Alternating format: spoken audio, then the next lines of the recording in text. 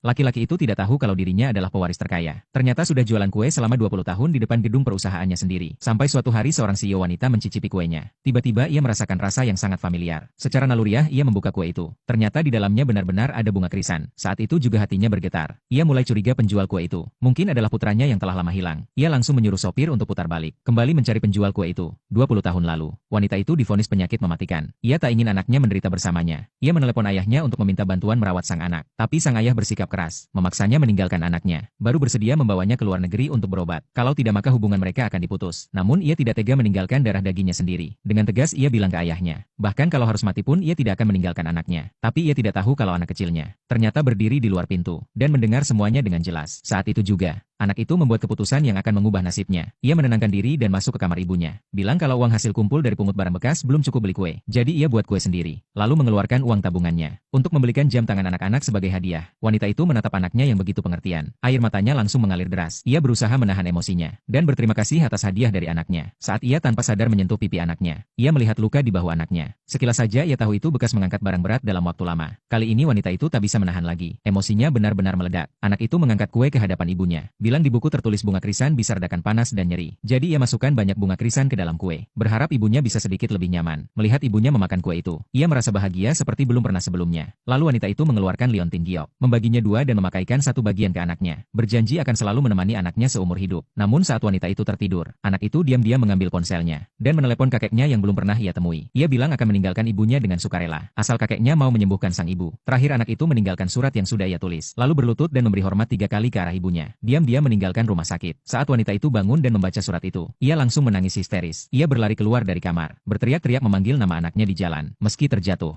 ia tetap tidak berhenti berlari. Hingga akhirnya sang ayah datang dan memaksa membawa anak perempuannya kembali untuk diobati. Namun sejak perpisahan itu ibu dan anak tak bertemu selama 20 tahun. Wanita itu tak hanya berhasil sembuh, tapi juga membangun grup perusahaannya dengan bantuan ayahnya. Meski begitu ia tak pernah berhenti mencari anaknya. Ia memajang foto anaknya di layar besar perusahaan, menawarkan hadiah 1 miliar untuk menemukan keberadaan anaknya. Padahal tanpa ia tahu, anaknya bekerja di pabrik milik perusahaannya. Bahkan sudah punya pacar yang cantik. Ia bahkan menyerahkan paten hasil penelitiannya selama 5 tahun kepada pacarnya secara cuma-cuma. Tapi pacarnya yang licik tak pernah puas. Ia hanya mengincar uang 10 juta untuk mahar pernikahan. Setelah tahu uangnya sudah terkumpul 9 juta lebih, ia langsung mendesak untuk ditransfer dulu dan janji akan umumkan hubungan mereka di acara penghargaan. Tanpa ragu pria itu langsung mengirimkan uangnya. Lalu seperti biasa, memanfaatkan waktu istirahat siang, keluar dengan bahagia untuk jualan kue. Tanpa tahu, ia sedang dimanfaatkan oleh pacarnya sendiri. Sementara itu, CEO wanita menerima laporan paten dari pabrik. Saat melihat konsep desainnya ia langsung terpaku. Karena anaknya dulu pernah bilang, kalau besar nanti ingin buat alat pernapasan antibakteri. Ia segera membuka surat lama, dan terkejut menemukan lambang semanggi di surat itu. Sama persis dengan yang ada di dokumen paten.